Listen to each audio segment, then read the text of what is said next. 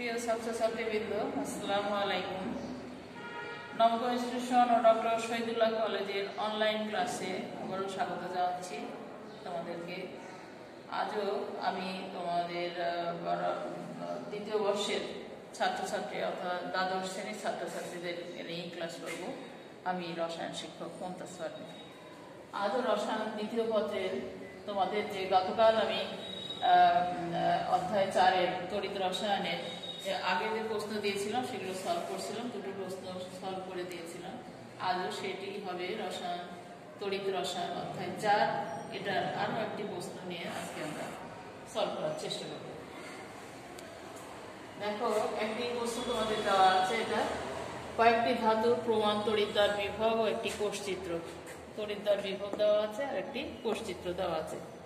এখন গ নম্বরের প্রশ্ন একটা ছিল 250 অ্যাম্পিয়ার বিদ্যুৎ 40 মিনিট চালনা করলে কত গ্রাম ধাতু ক্যাথোডে জমা হবে।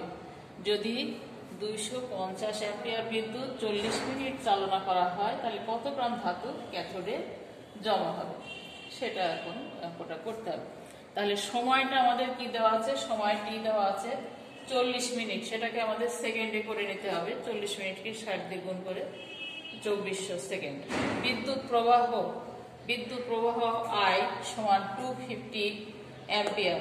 আর প্রবাহিত বিদ্যুতের পরিমাণ কিউ আমরা জানি যে যত সময় ইনটু বিদ্যুৎ প্রবাহ I, এ দুটো গুণ করলে প্রবাহিত বিদ্যুতের পরিমাণ পাওয়া যায়। মানে I আমাদের আছে 250 আর টি হচ্ছে 2400, দুটো গুণ করে যেটা হবে সেটা হবে কুলম। এত কুলম বিদ্যুতের পরিমাণ। এখন কুলমকে আমরা ফ্যারাডেতে নিয়ে যাই। ফ্যারাডেতে নিয়ে গেলে আমার কি হবে, 96,500 দিয়ে কুলমকে ভাগ দিতে হবে। তো আমরা ভাগ দিই, এটা ফ্যারাডে হলো কত, 6.2176 ফ্যারাডে। এখন ফেরাস সালফেট লবণের দ্রবণে তড়িৎ বিশ্লেষণ করলে কি হয়, এটা ফেরাস আয়ন, এটা বিজারিত হয়, হয়ে কি হয়, ফেরাস আয়ন কি হয়, বিজারিত হলে দুটো ইলেকট্রন গ্রহণ করে, ফেরাস আয়ন +2 ইলেকট্রন গ্রহণ করে এখানে আয়রন সলিড বা আয়রন ধাতুতে পরিণত হয়। তো একটা ইলেকট্রনের জন্য 1 ফ্যারাডে, তাহলে দুইটা ইলেকট্রন এখানে গ্রহণ করে, তাহলে 2 ফ্যারাডে বিদ্যুৎ এখানে সে গ্রহণ করে। তাহলে 2 ফ্যারাডে বিদ্যুতের সাহায্যে এখানে আয়রন কতটুকু হয়, 1 মোল আয়রন। 2 ফ্যারাডে বিদ্যুৎ দিয়ে এখানে 1 মোল আয়রন বা আয়রন ধাতু। তাহলে সমীকরণ অনুযায়ী আমরা দেখছি যে 2 ফ্যারাডে বিদ্যুৎ দ্বারা ক্যাথোডে সঞ্চিত হয় কতটুকু, 1 মোল আয়রন।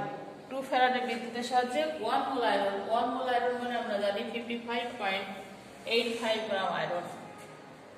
তাহলে 1 ফ্যারাডে বিদ্যুৎ দ্বারা ক্যাথোডে সঞ্চিত হয় কতটুকু, 55.85 ডিভাইডেড বাই 2, এত গ্রাম। তাহলে এখানে আমাদের বের করে আমরা রেখেছি 6.2176 ফ্যারাডে। এই এতটুকু বিদ্যুৎ দ্বারা কতটুকু সঞ্চিত হবে, এটাকে জাস্ট এটা দিয়ে গুণ করে দিলে সলভ করলে যেটা হবে 173.626 গ্রাম আয়রন। তাহলে কত সহজ একটা অঙ্ক, কিন্তু সহজেই তোমরা শুধু এতটুকু করলেই কিন্তু 3 মার্ক পেয়ে যাবে। তাহলে অ্যান্সারটা আমরা লিখবো জাস্ট এত গ্রাম, আর কিছু। এর পরের প্রশ্ন একটা ছিল, দেখো যে উদ্দীপক দ্রবণকে জিঙ্ক পাত্র এবং কপার পাত্রদ্বয়ে কোনটিতে রাখা যৌক্তিক, বিশ্লেষণ করো। উদ্দীপকের দ্রবণ হচ্ছে ফেরাস সালফেট, এটাকে আমরা কি জিঙ্ক পাত্রে রাখবো না কপার পাত্রে, কোনটাতে রাখলে এটা ভালো হবে বা যৌক্তিক হবে সেটা বিশ্লেষণ করতে হবে। তো এখানে আমাদের দেওয়া আছে এই যে প্রমাণ তড়িৎদ্বার বিভব এখানে দেওয়া আছে, এই যে কপার টু প্লাস, অর্থাৎ কপার এখানে হচ্ছে কপারের জারণ বিভব হচ্ছে -0.34 ভোল্ট। তাহলে এর বিজারণ বিভব কত হবে, কপার যখন ইলেকট্রন গ্রহণ করবে বিজারণ বিভব হবে, সংখ্যাটা ওটাই থাকবে, তার বিপরীত চিহ্ন, অর্থাৎ +0.34 ভোল্ট। আবার আয়রনের এখানে জারণ বিভব দেওয়া আছে 0.44 ভোল্ট, তাহলে আয়রনের বিজারণ বিভব কত হবে, -0.44 ভোল্ট। আবার জিঙ্কের জারণ বিভব দেওয়া আছে 0.76 ভোল্ট, জিঙ্কের বিজারণ বিভব তাহলে কত হবে, জিঙ্ক যখন ইলেকট্রন গ্রহণ করবে তখন ঠিক এই সংখ্যাটা তার বিপরীত চিহ্ন -0.76 ভোল্ট। কাজে জিঙ্কের পাত্রে ফেরাস সালফেট দ্রবণ রাখলে তাহলে সম্ভাব্য বিক্রিয়াটা কি হবে আমরা দেখিনি। অ্যানোডে অর্ধকোষ বিক্রিয়া, অ্যানোডে কি হয়, জারণ বিক্রিয়া হয়, অ্যানোডে জারণ বিক্রিয়া হবে। তাহলে আমাদের জিঙ্কের পাত্রে ফেরাস সালফেট রাখছি, তাহলে জিঙ্ক অ্যানোড, তাহলে জিঙ্ক তাহলে ইলেকট্রন ত্যাগ করছে, ইলেকট্রন দুটো ইলেকট্রন ত্যাগ করছে, তাহলে এটা হচ্ছে জারণ বিক্রিয়া। এবং তাহলে জিঙ্কের অক্সিডেশন অক্সিডেশন কত হচ্ছে 0.76 ভোল্ট। 0.76 ভোল্ট আমরা আগে বের করে রাখছি, জিঙ্ক যখন ত্যাগ করে 0.76 ভোল্ট। আবার ক্যাথোডের অর্ধকোষ বিক্রিয়া হবে বিজারণ। ক্যাথোডে কি করে, ইলেকট্রন গ্রহণ করে, তাহলে ক্যাথোডে কি আছে, আয়রন। আয়রন ফেরাস আয়ন, তখন সে ফেরাস আয়ন দুটো ইলেকট্রন গ্রহণ করে সে আয়রন ধাতু ফেরাস ধাতু উৎপন্ন করছে। এবং এখানে হচ্ছে রিডাকশন, অফ রিডাকশন হচ্ছে -0.44 ভোল্ট। অতএব সার্বিক কোষ বিক্রিয়া তাহলে কি দাঁড়ালো, এই দুটোকে সার্বিক কোষ বিক্রিয়া, তাহলে এখানে যোগ করে ফেলি, এখানে যোগ করে ফেলি zinc plus iron, ferrous 2 plus ion সমান হচ্ছে জিঙ্ক 2 প্লাস আয়রন। এবং মোট কোষ বিভব তখন কত হবে, মোট কোষ বিভব এই দুটোকে আমরা যোগ করলে পাবো of oxidation plus of reduction. তাহলে অফ অক্সিডেশন এখানে আছে 0.76, অফ রিডাকশন আছে 0.44, এই দুটোকে যোগ করলে হয় +32 ভোল্ট, প্লাস 0.32 ভোল্ট, 0.32 ভোল্ট। যেহেতু কোষের মোট কোষ বিভবের মান ধনাত্মক, কোষ বিভবের মান ধনাত্মক, সেহেতু বিক্রিয়াটি স্বতঃস্ফূর্তভাবে ঘটবে এবং জারিত হয়ে জিঙ্ক তো জারিত হচ্ছে, জিঙ্কের পাত্র যেহেতু জিঙ্ক জারিত হয়ে জিঙ্ক আয়নে পরিণত হচ্ছে, জিঙ্কের পাত্র জারিত হয়ে জিঙ্ক আয়নে যদি পরিণত হয় তাহলে আস্তে আস্তে কি হবে, জিঙ্ক ক্ষয় হতে থাকবে, ফলে জিঙ্ক পাত্র ক্ষয়প্রাপ্ত হবে এবং কাজে জিঙ্কের পাত্রে আমাদের ফেরাস সালফেট রাখা যাবে না। জিঙ্ক যেহেতু জারিত হচ্ছে ফেরাস সালফেট রাখা যাবে না। অন্যদিকে কপারের পাত্রে ফেরাস সালফেট লবণের দ্রবণ রাখলে তার সম্ভাব্য অর্ধবিক্রিয়া কি ঘটে, অ্যানোডে অর্ধকোষ বিক্রিয়া বা জারণ বিক্রিয়া ঘটবে। অ্যানোড তখন হচ্ছে এইটা, তাহলে আয়রন তখন কি হবে, ফেরাস আয়ন প্লাস 2 ইলেকট্রন, এখানে ইলেকট্রন করে এটা জারণ হবে।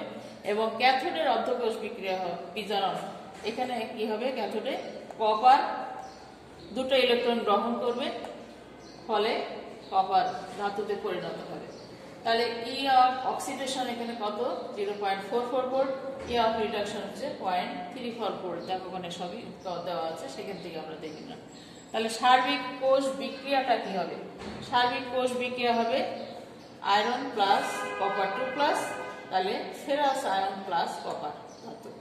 এবং মোট কোষ বিভব বা ইএমএফ, কোষের ইএমএফ তখন কি হবে, অফ সেল সমান হবে E0 oxidation plus reduction. E0 oxidation হচ্ছে 0.44 আর প্লাস E0 রিডাকশন হচ্ছে 0.34, তাহলে 0.78 ভোল্ট।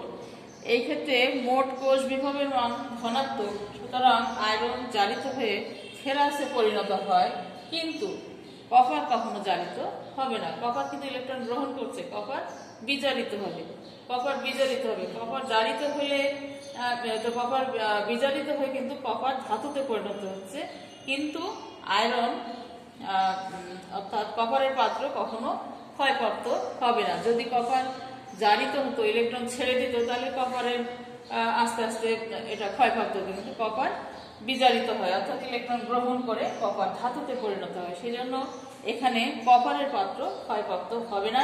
অতএব কপারের পাত্রে তাহলে আমরা ফেরাস সালফেট দ্রবণ রাখতে পারবো। সুতরাং উদ্দীপকের ফেরাস সালফেট দ্রবণকে কপারের পাত্রে রাখা যুক্তিসঙ্গত। এইভাবে তোমরা এই বিক্রিয়া দুটো দিয়ে, এখানে সবই তোমাদের দেওয়া আছে, কিন্তু এখানে জারণ বিভব বিজারণ বিভব সবই দেওয়া আছে, এটা দিয়ে কিন্তু ক্যালকুলেট করে তোমরা বের করে পাবে। শুধু এই বিক্রিয়াটা দিয়ে এইভাবে এই জিনিসটা লিখে দেবে, একেবারে ফুল নাম্বার পাবে সুন্দর করে, এতটুকুই লিখবে, আর বেশি কিছু লেখা দরকার নেই। তাহলে আজকের মতোই এখানে আমি তোমাদের এই তড়িৎ রসায়ন এটা কিন্তু শেষ করে দিলাম, আমি শেষ হয়ে গেল তোমাদের।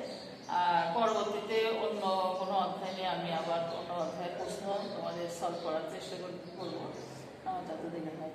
তা তোমাদের তো 28 তারিখ থেকে মূল্যায়ন, তোমরা এইভাবে এগুলো পড়াশোনা হয়তো করছো, এভাবে করবে। আগামীতে আবার অন্য প্রশ্ন ওই পর্যন্ত আমি দেখে দেবো। আজকের মতো এখানে শেষ করছি।